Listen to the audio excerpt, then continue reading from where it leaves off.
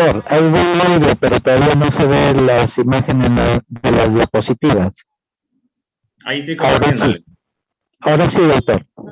Gracias. Gracias. Bien, vamos a empezar entonces. Este capítulo es pues bastante común de verlo en la práctica clínica, ¿no? Este tipo de infecciones, inflamaciones, a la parte justamente del órgano del testículo, ¿no? En varones, obviamente. Vamos a hacer un breve recuerdo de cómo pues este órgano que es el testículo o los testículos van a desarrollarse, ¿no? En la etapa embrionaria. Vemos acá en la 10ª semana, ¿no? de la vida fetal, de la etapa embrionaria, que pues va el testículo a encontrarse justamente en la parte abdominal, ¿no? Y ese testículo va a empezar pues a descender hacia el escroto, ¿no? Vamos a ver acá que justamente como este cordoncito que viene a ser pues el conducto de Wolff va a enrollarse, ¿no? Sobre el testículo para dar, digamos, inicio a la formación de lo que es el epidídimo, el conducto deferente, ¿no? A partir del conducto mesonéfrico de Wolff. ¿Ok?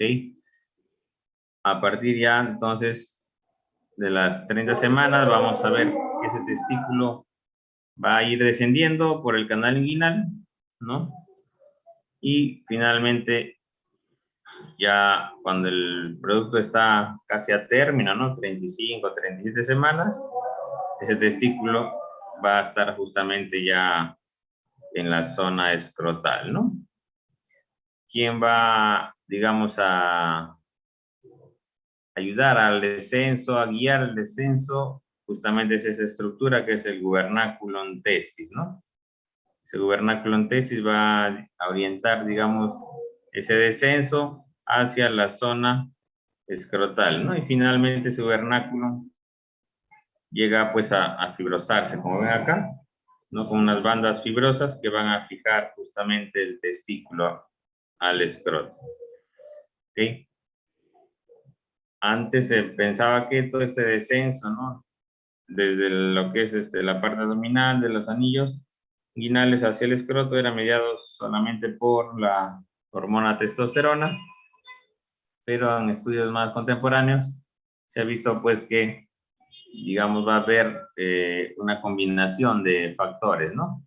Con el factor similar a la insulina tipo 3, que va a hacer que ese testículo descienda, ¿no?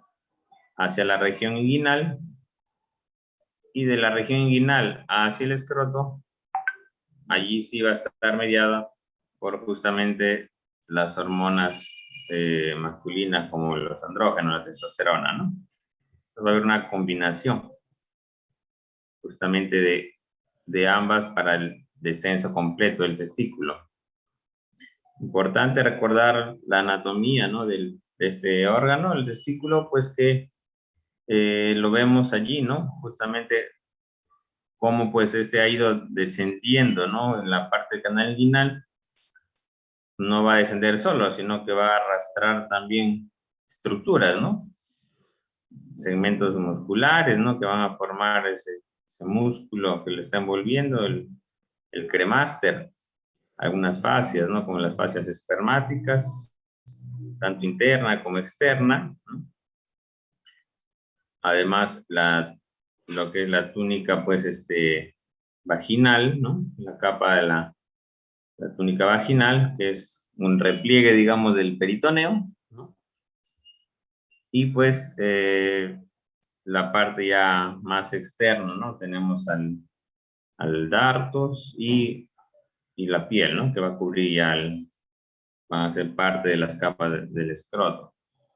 Entonces, al interior pues va a estar el cordón en sí, ¿no? Con todo su pedículo, ¿no? Que van a estar pues las arterias, las venas, los nervios, ¿no? Y también no olvidar, va a estar por acá pasando lo que es a partir del epidídimo, el conducto deferente, ¿no? Es por donde se va, el conducto por donde se va a transportar los espermatozoides, ¿no?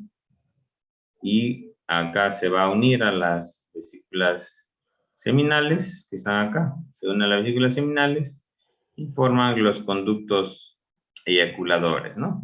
Los conductos eyaculadores van a drenar, van a salir acá a nivel de esta zona de la uretra, que es la uretra prostática, y por acá pues va a salir justamente las secreciones seminales, los espermatozoides hacia el exterior, ¿no? Entonces todo eso es, hay una comunicación justamente de la vía, digamos, urinaria, ¿no? Con la vía también reproductora. Entonces, importante que entendamos esto porque muchas veces va a haber un reflujo, ¿no? Un reflujo puede ser, digamos, de orina, ¿no? De esta zona, digamos, si aumentamos la presión acá, va a haber un reflujo de la orina, ¿no? En retrógrado y pues eso va a producir que aumente las presiones y podría inflamar acá también, ¿no? Podría producir una inflamación de estas estructuras también, perdón, del epidídimo, del testículo, ¿no? Podría ser por un reflujo. Y también, pues, si hay una infección a nivel de la orina, una infección urinaria, los gérmenes, bacterias, lo que sea, van a introducirse también y de forma retrógrada van a producir infecciones, ¿no? Inflamaciones. Entonces, hay que entenderlo así y ver cómo esa anatomía pues tiene bastante relación, ¿no? ¿Ok? Vemos acá ya un poquito más centrada en el testículo, el epidídimo, ¿no? Como este epidídimo tiene una cabeza, un cuerpo, una cola, ¿no? Y acá va a salir lo que es el conducto deferente. ¿Ok? Acá hay comunicación ya con el testículo. Ese testículo tiene internamente, ¿no?, unos septos, justamente, que van a formar, digamos, parte de lo que es la túnica que rodea el testículo, ¿no? La túnica albuginea. Esa túnica albuginea va a proyectar septos y va a dividir entonces al testículo así en digamos, lóbulos, ¿no? Y dentro de esos septos vamos a ver que están pues enrolladitos todos los túbulos seminíferos, ¿no? Todos los túbulos seminíferos van a estar ahí dispuestos al interior. Si vemos la histología del túbulo seminífero, vamos a ver que está conformado por las células del epitelio germinativo, ¿no? De las espermatogonias, ¿no? Hasta allá los espermatozoides. Y también por unas células grandes que van a ser como las columnas, que vienen a ser por la célula de Sertoli, ¿no? Las células sustentaculares o de Sertoli van a ser las que van a formar justamente la barrera, ¿no? Hematotesticular, van a ser las células que van a proteger a estas células germinativas. Y en la parte intersticial se van a encontrar las células intersticiales, también conocidas como las células de Leydig, ¿no? Que son las encargadas de la producción de la testosterona. ¿Ok? Y recordar pues el eje hipotálamo hipofisiario gonadal, ¿no? Cómo se va también a interrelacionar en estas glándulas, ¿no? El hipotálamo liberando la GnRH, activa la adenohipófisis que va a liberar FSH y LH, ¿no? La LH va a actuar sobre las células de Leydig para que éstas secreten la testosterona, ¿no? Y la FSH va a actuar sobre la célula de Sertoli, ahí en los túbulos, ¿no? Y para que también desarrollen sus funciones hormonales. Dentro de ellas sabemos que va a secretar la inhibina, ¿no? La célula Sertoli, que va a servir justamente para una retroalimentación negativa, ¿no? Un feedback negativo. Ok, entonces esta inflamación, digamos, del testículo, del epidídimo,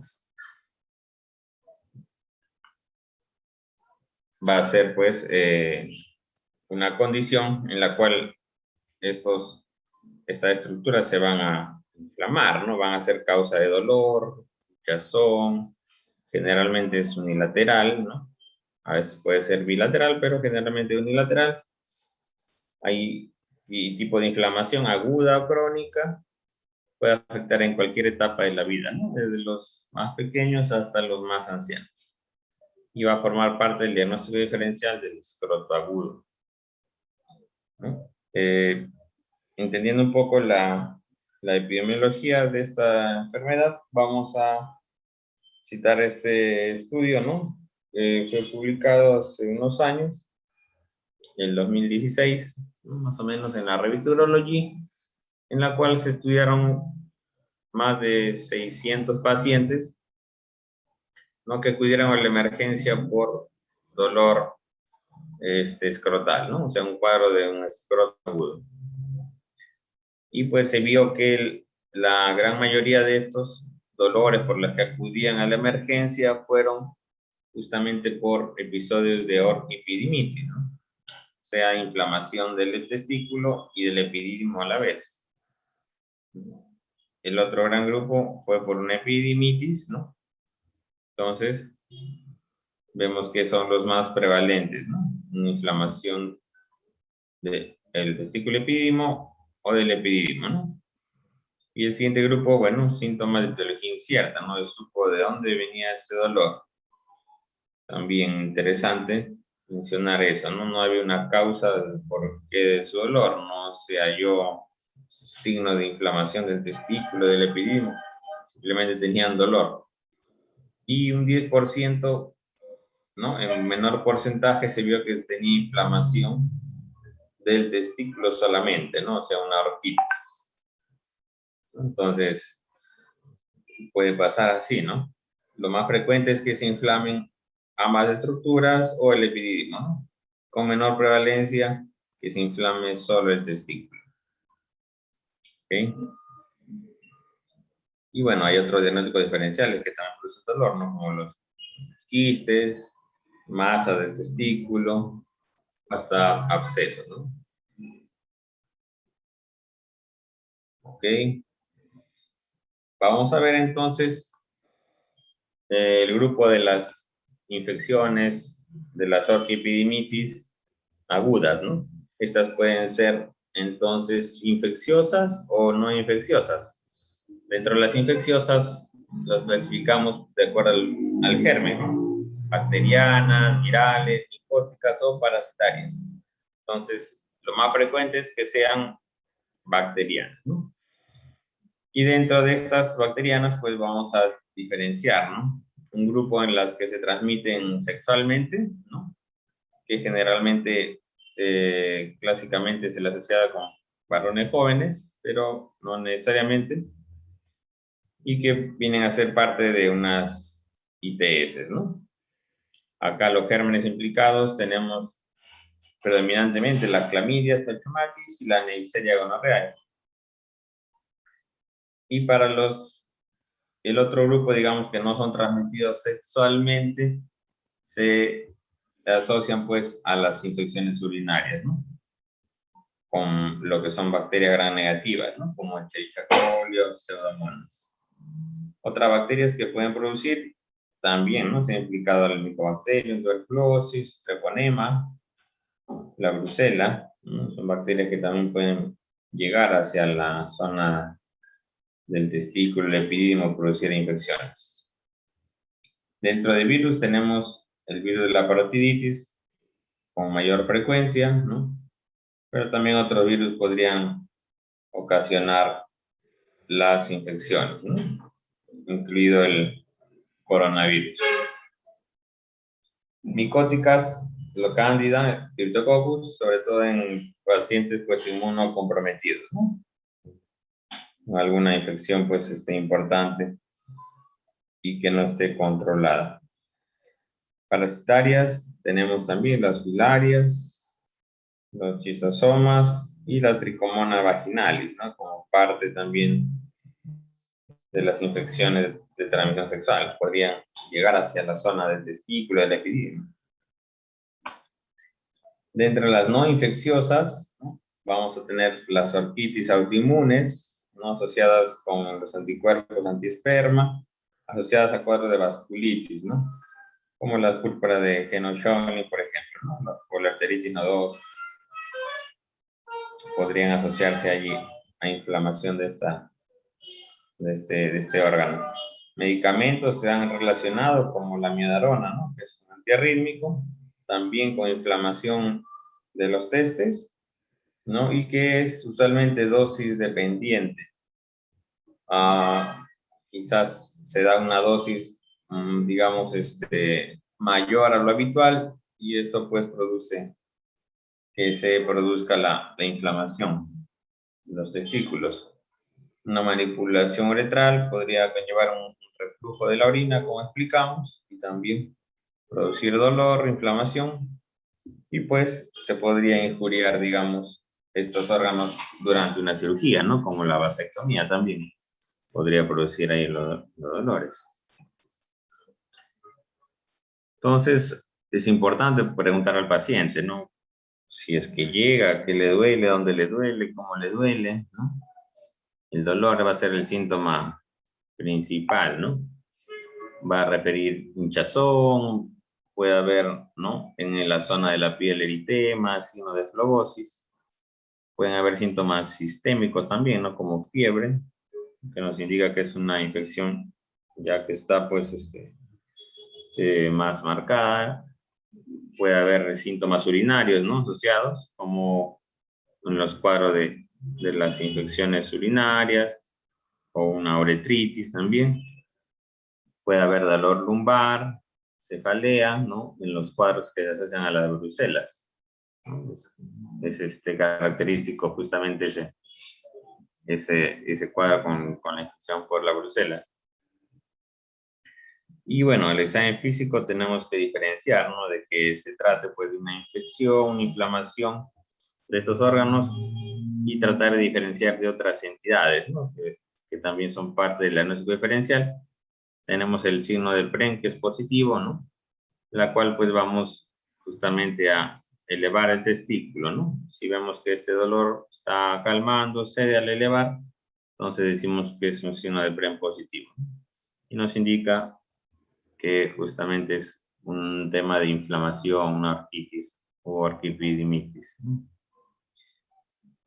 Y el reflejo cremastérico normal, ¿no? Que también nos indica de que no está afectado, pues esta zona del músculo.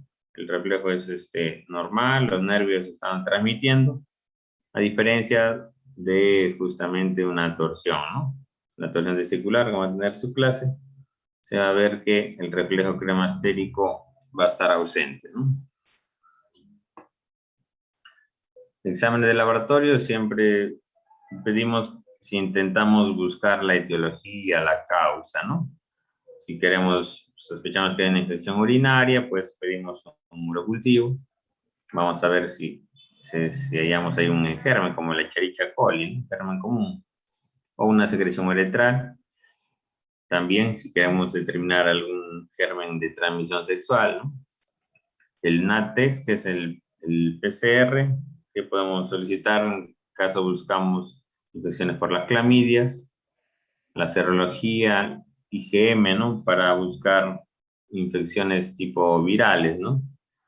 Como el virus de la parotiditis, ¿no? O, digamos, por ejemplo, el coronavirus, ¿no? Si nos sale un IgM positivo, podríamos decir que estamos frente a este cuadro quizás, y también poder asociarlo, ¿no?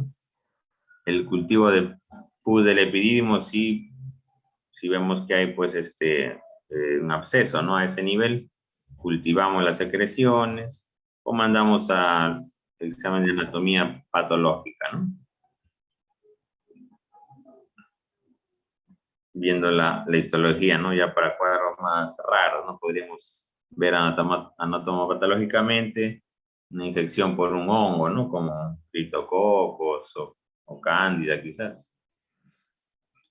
Si tenemos pues duda a lo que es la anamnesis, el examen físico, no hay una correlación y tenemos duda, podríamos pedir una ecografía testicular, ¿no?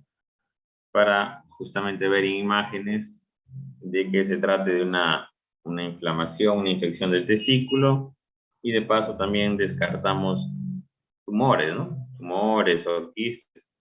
O como vemos en la imagen. Vemos en la imagen acá, por ejemplo, que estamos viendo este es el testículo, ¿no? Está asociado ahí un hidrocele, o sea, líquido alrededor. Y en la zona del epidídimo vemos unas zonas hipoecogénicas, ¿no? Que estarían en relación a un absceso justamente del epidídimo, ¿no? Digamos que es una infección que se está complicando con absceso. La ecografía testicular convencional, podemos ver eso. Y en la ecografía testicular Doppler, ¿no? Vamos a ver qué cosa, ¿no? Acá, por ejemplo, tenemos un testículo normal, ¿no? En la que la señal Doppler es lo habitual, ¿no? Que haya, digamos, en esta distribución.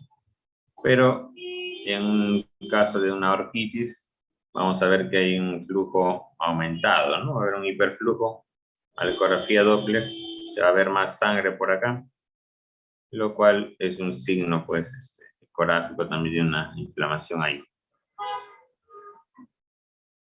Entonces, el diagnóstico diferencial, vamos pensando de que se trate de una arquipidimitis o de repente una torsión del apéndice testicular, ¿no? Que son estructuras derivadas del conducto de Wolff o de Müller, que son pequeñas apéndices, ¿no? Justamente que están en la superficie testicular. A veces estas se tuercen y producen dolor.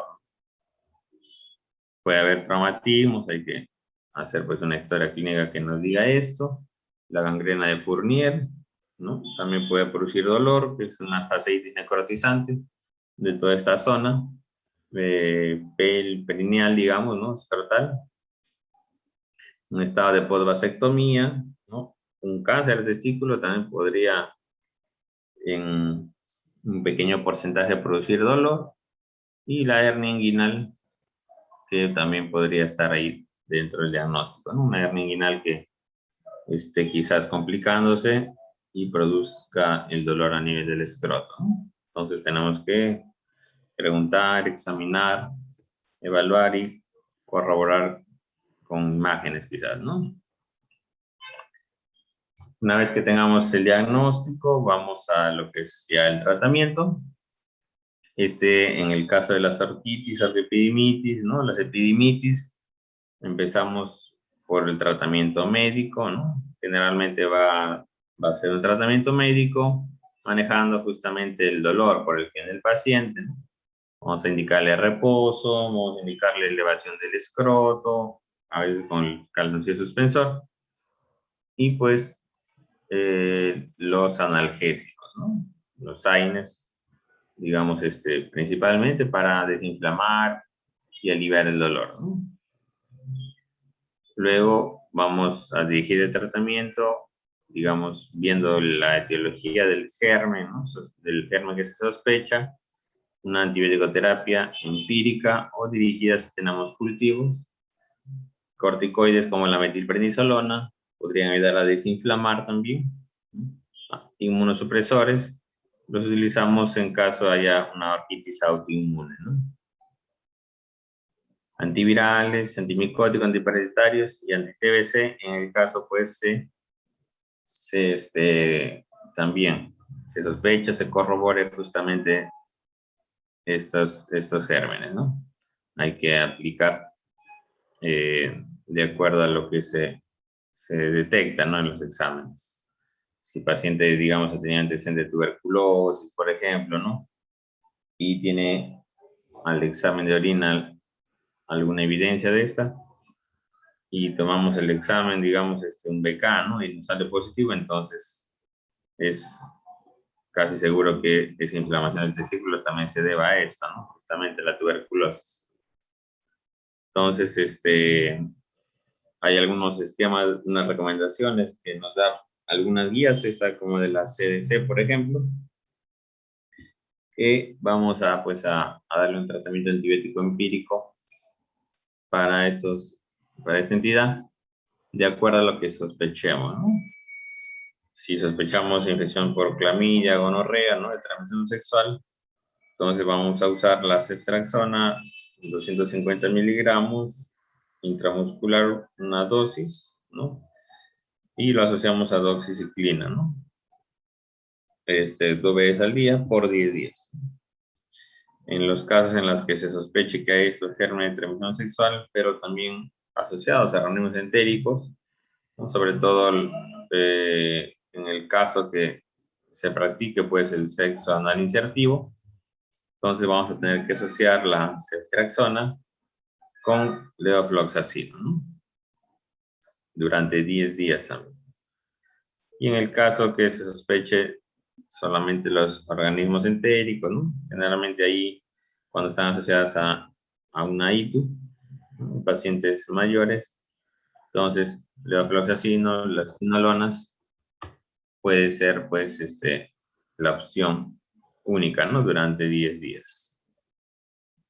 ¿Ok?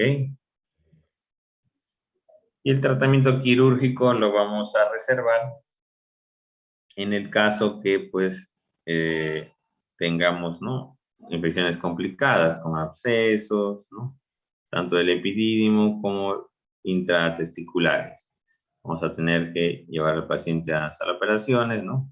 Luego del curso de antibióticos de unos días, ¿no? Vamos a, pues, tener que hacer el drenaje.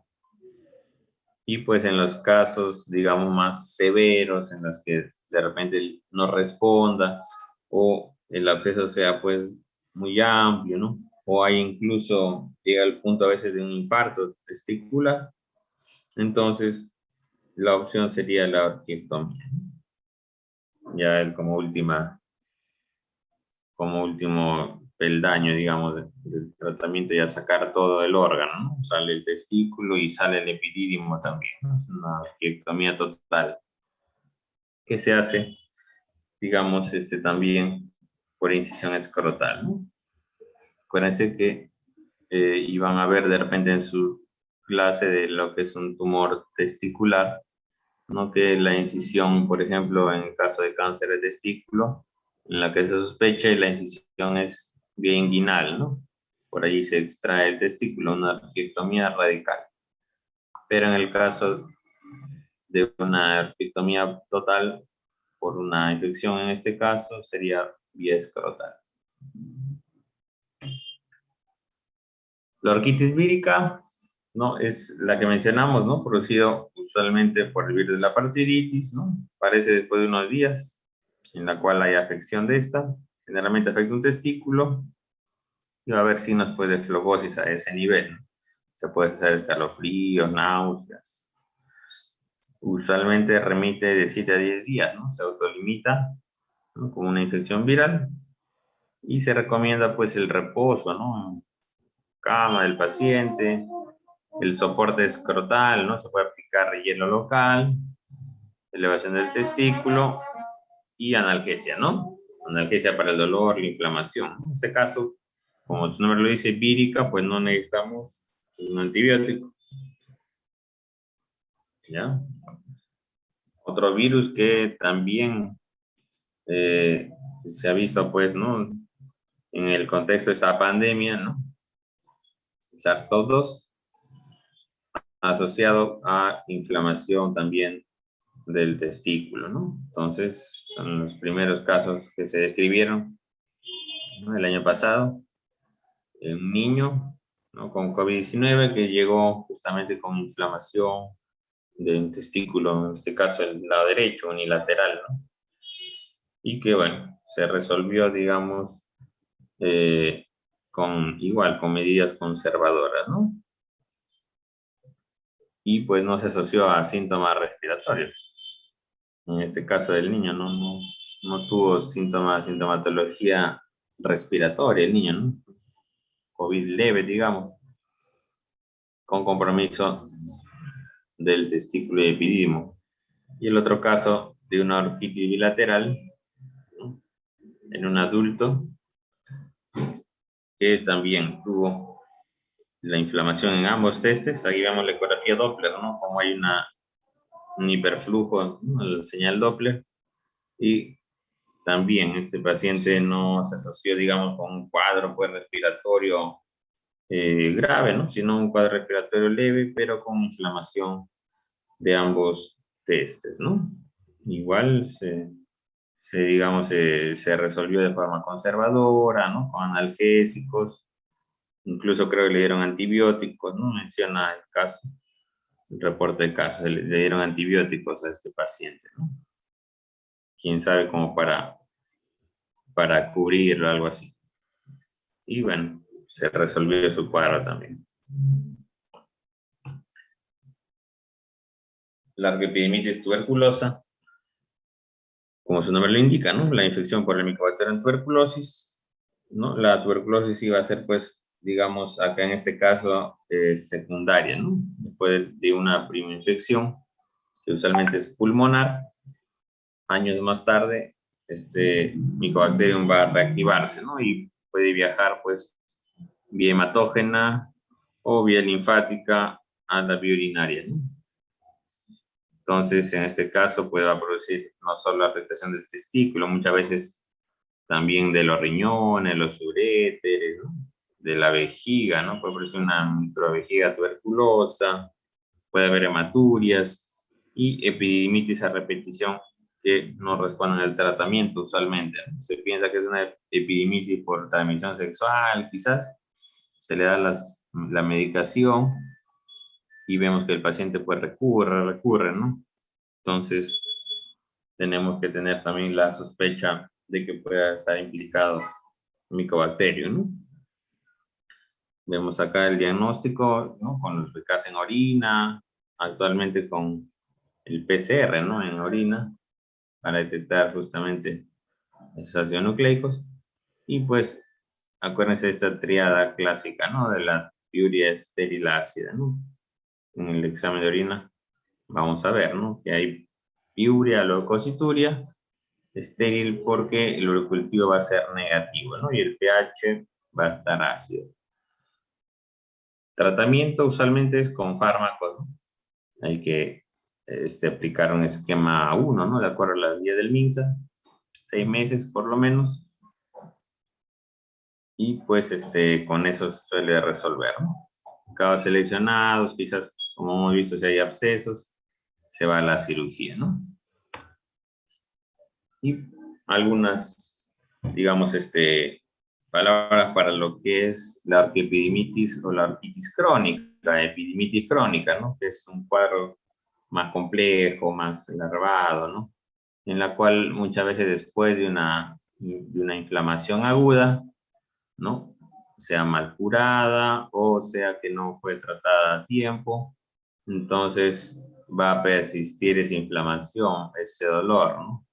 Entonces, vamos a tener unos términos acá como la arquialgia, ¿no? Que se define como el dolor escrotal intermitente o constante de por lo menos 3 meses de duración, ¿no?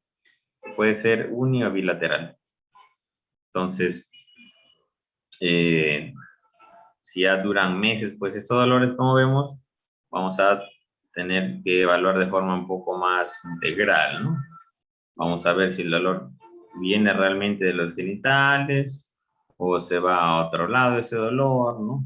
Tenemos que tener en cuenta causas como cirugías que han tenido, traumas antiguos a veces, aneurismas se han descrito, ¿no? Aneurismas de la aorta, que pues pueden producir secundariamente un dolor ahí a ese nivel irradiado. La disfunción del piso pélvico es una de las causas frecuentes de este dolor crónico, ¿no? A nivel testicular. Enfermedades vertebrolumbares, ¿no? Como una hernia del núcleo pulposo puede producir un dolor escrotal, ¿no? Entonces, tenemos que tener bastante índice de sospecha para justamente detectar cuál puede ser la causa, ¿no? Muchas veces la causa es difícil de hallarla y pues, como vemos acá, en un 25% de los casos no vamos a encontrar ninguna causa de su dolor, ¿no? Hay que manejarlo con antibióticos, a veces no son muy efectivos, ¿no? A pesar de que sean antibióticos, pues el dolor sigue, ¿no? Los analgésicos sí que van a ayudar y antidepresivos muchas veces también van a ser una buena herramienta para manejar ese dolor crónico, ¿no? Podemos hacer bloqueo del cordón espermático con anestésicos locales, ¿no? Como la bupivacaína, podemos hacer fisioterapia del piso pélvico, ¿no? En esos casos que sospechamos sobre todo la disfunción del piso pélvico, neuromodulación, ¿no? Digamos que ya vamos a trabajar con los nervios, ¿no? La transmisión del dolor. Y manejo quirúrgico también se reserva pues para los casos muy refractarios, ¿no? Como denervar el cordón espermático, ¿no? Cortar los nervios que están transmitiendo, justamente esto, o extirpar el órgano, una epididectomía o una orquiectomía total, ¿no? En el peor de los casos. Entonces, digamos que usualmente no llegamos a ese tema de un manejo quirúrgico, salvo muy casos muy raros. Usualmente se lo maneja de forma pues conservadora, ¿no? Y bien, entonces sería, digamos, todo lo que tenemos acá en el capítulo de la orquiepididimitis, ¿no? No sé si hay alguna pregunta, un comentario, alguna duda que hayan tenido de repente del tema.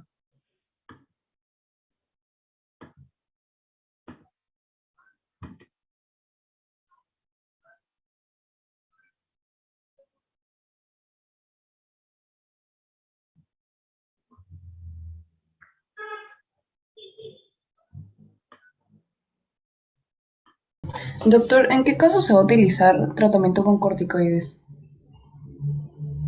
Sí, doctora. Corticoides, digamos que no son muy utilizados, pero podríamos utilizar en el caso que haya mucha inflamación, ¿no? Digamos, se recomienda, por ejemplo, en ciertas infecciones, tengamos o no la causa, ¿no? Por ejemplo, una infección bacteriana incluso, se le da corticoides, pero pautas cortas, ¿no?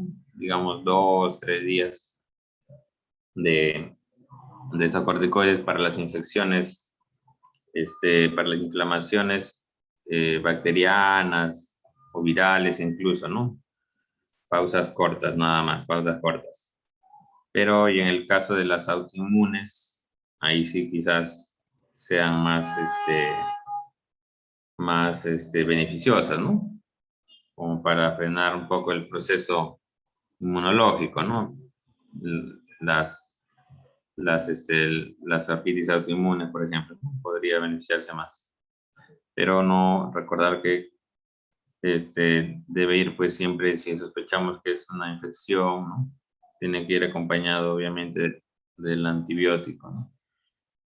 Pero nada, o sea, utilizar los corticoides como antiinflamatorio básicamente.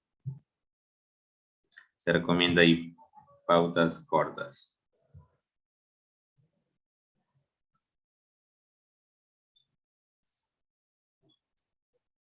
Muy bien.